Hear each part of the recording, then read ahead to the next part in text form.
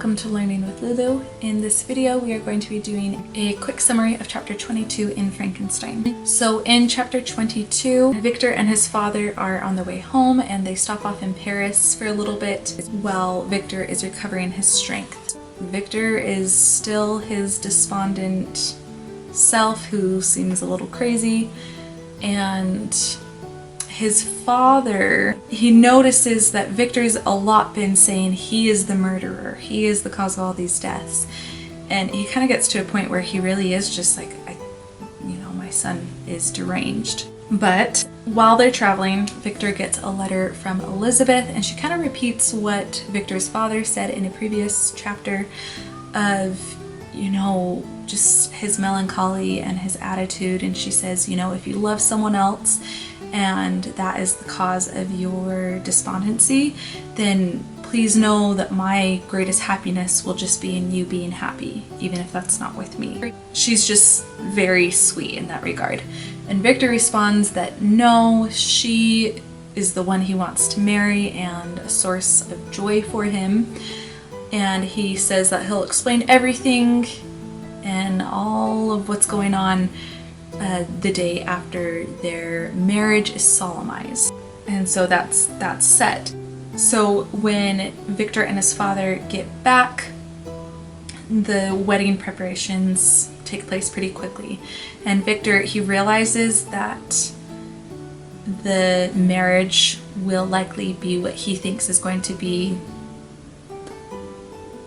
the catalyst for his death because of the creature's promise, or the creature, monster, whatever you want to refer to his creation as now. He says, at least, Victor says, when the monster does attack me, whether he wins or I win, at least this will have come to an end. So wedding plans are happening, and Elizabeth, she has been changed by all the stress she's been under, and Victor notices that she is a little bit more worried and anxious as well. And he says to her, everything's going to be okay. Both his attitudes and her attitudes, everyone else, mainly being Victor's father, kind of chalk up to just them being a bride and a groom and normal, pre-wedding nervousness. So Victor and Elizabeth get married after that little brief planning period passed, and they depart for a family cottage that is actually Elizabeth's family cottage, because the government finally got her some of her inheritance from her Lavenza parentage.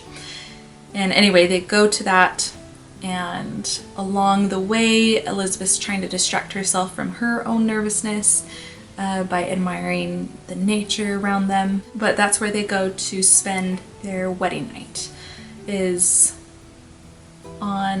at this family cottage on the shores of the lake. From this chapter, there was one thing I wanted to point out, and it kind of continues through the end of the book, but there's this part where Victor refers to his creature as omnipotent in his ability to murder.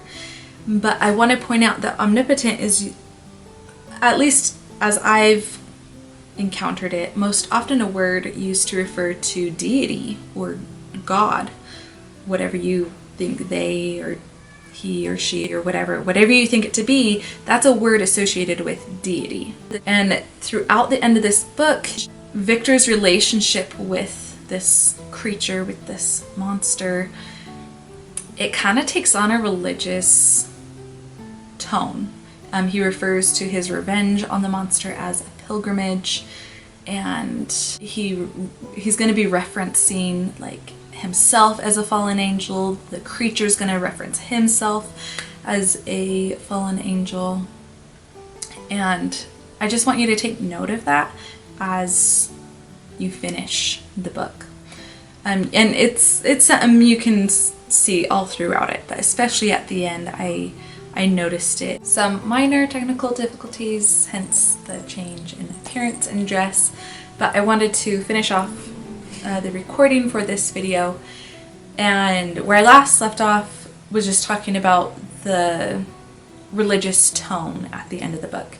And yes, there has been biblical and religious references all throughout the novel, but at the end it kind of brings back up what I mentioned in an earlier video of how Victor's creation has almost become his ruler. So even though he's the creator, the things we create, do they then rule us? And with him using terms like pilgrimage and referencing himself as an angel and giving his creature a term, omnipotent, saying all-powerful, a term of nothing else can match this. He is completely capable in almost a godlike way. So our creation's becoming our gods, almost, whether for good or evil. So, just something to think about there. And there's that summary for chapter 22 in Frankenstein. I hope you find this video useful. Please make sure to subscribe to the channel and do all those things that help a YouTuber out. Like the video, comment if you do have any thoughts about the religious tones in Frankenstein, and yeah, share with anyone else you know who may benefit from summaries of Frankenstein's chapters. So that's that, and I hope to see you back around. Thanks for watching.